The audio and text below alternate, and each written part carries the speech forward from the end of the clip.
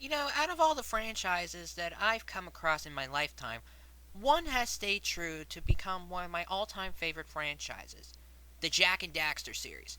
Jak and Daxter, in my opinion, is probably one of the best franchises I've ever played. But now it's time to talk about my history with the games. First of all, I started off the game with Precursor Legacy, the very first video game in the series.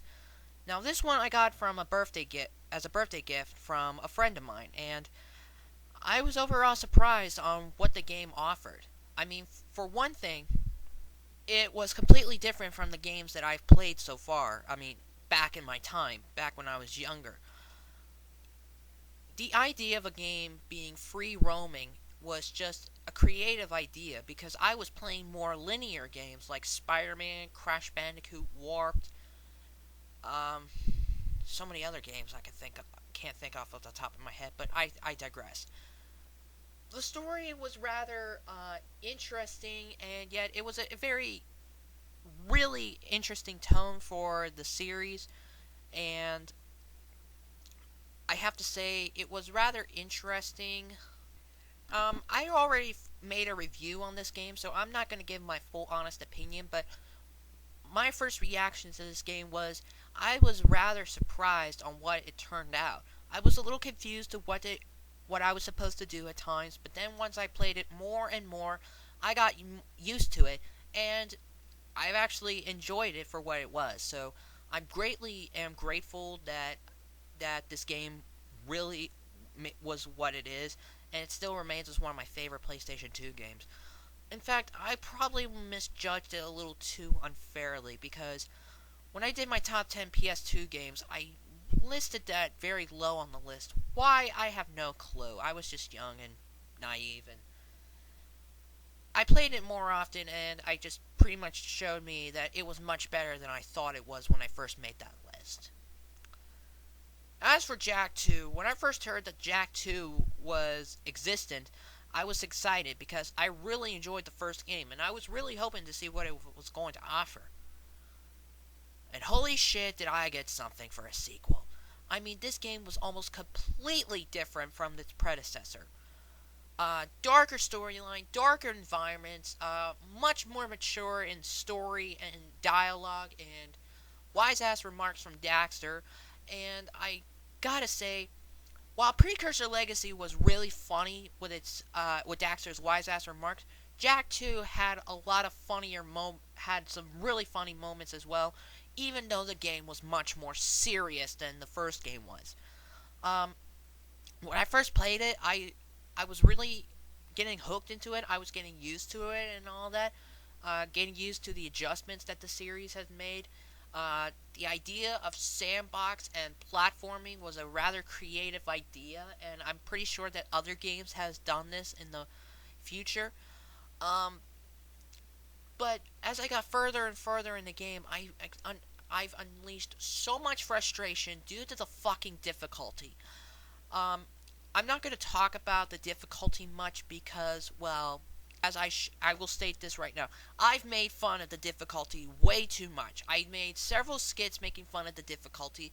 I did a review on the game, and I ranted on the difficulty. And I did a top 10 list of the most difficult missions in Jak 2, which a friend of mine, gexup, also says also made a list of his top 10 most hardest missions in Jak 2, which I posted mine as a response to. And I really recommend you check out gexup. He's a really good reviewer. He's really good with his videos, and he's very entertaining. So I suggest you check him out if you're into video game reviewing, that is. So yeah, this game was so frustrating beyond belief, and playing it through the storyline just made me want to tear my hair out. It was so unbelievably frustrating. But as I finally beat Metal Core, the final boss of the game, sorry for spoilers, but when I beat the final boss, I was so relieved that I finally beat Jak 2, and I didn't even want to bother playing Hero Mode because I hear that thing was fucking impossible, especially that one mission that I placed very high on the list. Anyways, but but even with all that, plus the backtracking was really a real big downer right there as well. Pointed out by a friend of mine that I so agreed with. Another thing that I really didn't like was the execution of Dark Jack. I thought Dark Jack's execution was rather piss poor. I just didn't get the full capabilities of unleashing Dark Jack. If you want the full information, check out my review of Jak 2. Links in the description. Anyways, but even with all of that, the difficulty, the backtracking, and Dark Jack's execution, the game still turned out to be a rather fun game if you could get past the goddamn difficulty! Sorry. Anyways. But it is my least favorite of the trilogy. I'm sorry, but the story makes up greatly because of it, but the difficulty really hurt the game for me. Really. But then when I heard Jak 3 came, and I was somewhat interested, but I also wanted to roll my eyes because I hope to God that this game would not be anywhere near harder than Jak 2.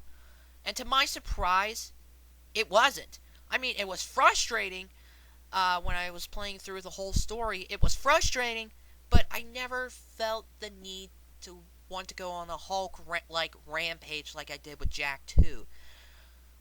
I was frustrated enough with Jak 3, but the frustration was due to the game's tremendous challenge, and the challenge is well balanced.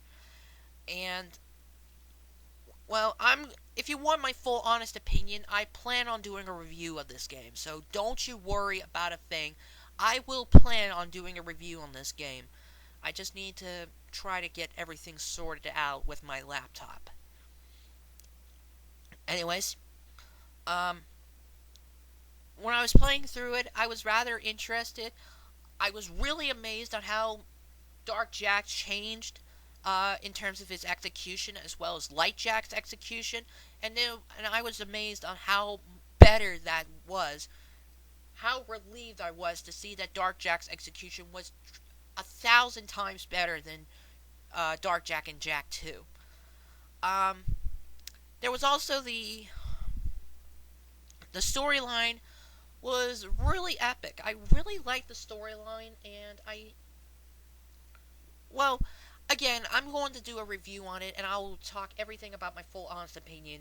So, when I was playing through it, I was really interested, and I was so relieved at how well the game turned out. And it's quite possibly my favorite PlayStation 2 game, along with Shadow the Hedgehog, Jak and Daxter, The Precursor Legacy, and Ultimate Spider-Man. I wanted to also admit one other thing. I am not a big racing gamer, because, well, I feel that racing games have the same repetition that first-person shooters have, in my honest opinion. It's almost like you have one thing, and then it stays the same with other things. Plus, games with famous mascots like Sonic the Hedgehog and Crash Bandicoot have been labeled Mario Kart ripoffs, even though, well, Sonic Riders is nowhere near in comparison to Mario Kart. But that's aside from the point. But when I heard Jak X Combat Racing and I saw what the game was offering, holy shit did I get interested. I mean, not only because it was a Jak and Daxter game, but also this was a racing game like none other. This was a racing game where you get to shoot at your opponents. It's almost like a death race. It's like a death race movie. So, that got me pumped up. When I was playing it first, when I got it for a birthday gift, I was really somewhat frustrated because I keep dying a lot. But I played it again and again, and I just started to realize how good the game was, and everybody dies in video games. I was pretty much harsh on the game when I first played it. But then when I played it more, and I got to, like, through 3/4 of the game in, I was really overall surprised on how well the game turned out. And I understand that a lot of people have gotten their asses kicked by this game as well, especially with Jak 2. And don't get me started with Jak 2's water slum seal piece mission. That's a mission that kicked my ass. But anyways, back to Jak X. Um, I also like the idea of customizing your own vehicles, and that was a really interesting feature. The variety of races that you have in this game, like deathmatch, death race, turbo race, um, freeze rally, those were all very interesting. And the courses, the track designs were very, very challenging, and I really enjoyed that with that combat racing. And the weapons were really fun to unleash on your enemies, I mean, your opponents. And I didn't feel like the AI was incredibly cheap, which is another big problem that I personally have against racing games. The AI being extremely cheap, and Sonic Riders is a huge example of this. But I digress. I didn't feel like the AI was very cheap in this game compared to some of the other racing games I played. But there were some moments where I did get my ass kicked by the AI for some reason or another. But anyways, but that's the beauty of combat racing. It's just it will kick your ass any way possible. So I was overall really um uh I was pretty much overall satisfied with what Jak X offered, except for that fucking autosave glitch. I hated that autosave glitch, and any owner of Jak X will tell you how much that autosave glitch is a pain in the ass, and it's probably one of the most fatal glitches I have ever encountered with uh, a video game. And it's not because it's a glitch that will continuously kill you in a game, but it will corrupt your save data. I mean, if you've gotten so far into the game and you encounter this glitch, you have to start, and if you restart, and if your data is corrupted, you have to start from scratch all over again. And that is a real huge bummer right there. And I was horrified when I saw the autosave glitch, and it corrupted my 75% completion of the game. And I really wanted to beat this game. I really did, because that's the only game in the Jak series I have not beaten. But unfortunately, this autosave glitch was a pain, and it will not let me beat the game, and that's a big bummer. So, but at least the story in the game was rather works to a racing game, and that's something other racing games has suffered from. Stories that doesn't make any sense, or stories that non-existent. And with racing games, it's common to have non-existent storylines because story doesn't matter in a racing game. It's gameplay. Well, then again, gameplay is all that matters in every video game, not just a racing game. So, anyways. But I just have to say, combat racing, while it suffers from that stupid autosave glitch, I overall enjoyed combat racing for what it is, and it is quite possibly the best racing game I have ever played. When I got to the PSP and I was really got interested in what the system had to offer, and then when I heard Daxter, a Jak and Daxter game coming for the PSP, I was really interested. And best of all, it starred the little Otso, Daxter, having his own video game. And I have to say, I was really hooked, and that was the game that really got me into wanting to get a PSP. That was the reason why I wanted to get a PSP, was because of playing Daxter. Daxter's gameplay just exceeded my expectations. I really hope that Daxter would show the capabilities of what the PSP had to offer, and it didn't disappoint. It really didn't.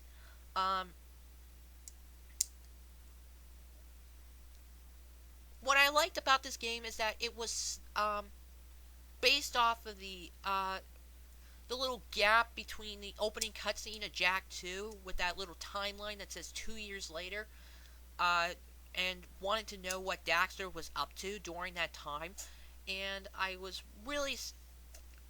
curious to see what would happen if Daxter what did Daxter do during the time Jak was stuck in prison? And this game was the answer.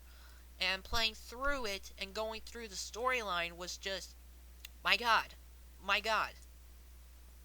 Um, I was I was really impressed in what the game offered and how Daxter's gameplay was different from Jak's gameplay. Um, Compared to Jak 3, where Daxter was almost like a clone of Jak, but with a pretty weak jump mechanic. Um, but yeah, I, I like the idea of Daxter crawling through all those platforms and crawling through open gaps that Jak can't walk under. But yeah, Daxter truly showed what the platforming, what the Otto can really do that Jak could not. And just the idea of Daxter taking on Metal Bugs was just, yeah, it was overall interesting. So, overall, I was impressed with Daxter, and I might review that game in the future, but not right after Jak 3. I'll probably take a break from reviewing Jak games after I do my Jak 3 review. Now, for the last game, uh, Lost Frontier, and I was really hyped for this game. I really was. I've played all 5 games prior to this game, and I enjoyed every one of them, minus the difficulty of Jak 2, the autosave glitch in Jak X. I was really hoping that Jak and Daxter would maybe make a leap to the PlayStation 3, but unfortunately, Lost Frontier turned out to be a PS2, PSP title, and that worked to my advantage because I didn't own a PS3, but I did own a PS2 and a PSP, so I was able to get that game and give it a chance. And when I did, I was somewhat disappointed, but otherwise, I wasn't. As a Jak game alone by itself, it's a pretty worthy addition in my opinion. But unfortunately, this was probably the most. It has some flaws that I cannot overlook. One of the things is the story being absolutely cliche. The world tearing itself apart thing was kind of getting a cliche. I mean, movies has done this. I'm pretty sure other video games has done this, and it's probably one of the biggest cliches ever. But the story does work due to the plot twist, and plot twist is what makes the plots in Jak and Daxter games so incredibly awesome to play. But I have to say, Jak Lost Frontier did remind me a lot of what made the Jak trilogy so much to play. The weapons from Jak 2 and Jak 3, the eco powers return from Precursor Legacy. There was platforming in it. I like the new additions with the plane and customizing your plane with different weapons and different mods to make your plane the toughest thing in the air. I like that idea. The dogfighting missions were kind of cool. Some of them were actually a chore, but otherwise they were actually fun. And Dark Daxter, I like the concept of this thing because, well, Daxter says after Jak says, "Who knows what more Dark Eco could do to you?" He says this: "Look at me, Jak. I'm short, I'm hairy, and I itch in strange places. I couldn't do worse." Well, apparently, High Impact decided to do that, take that concept and see what would happen, and Dark Daxter was the result. My only complaints with, well, I would maybe do a review on it, but again, that's probably not till later on, until after I'm done with Jak 3, and probably review some other games, not Jak and Daxter. But that's a maybe.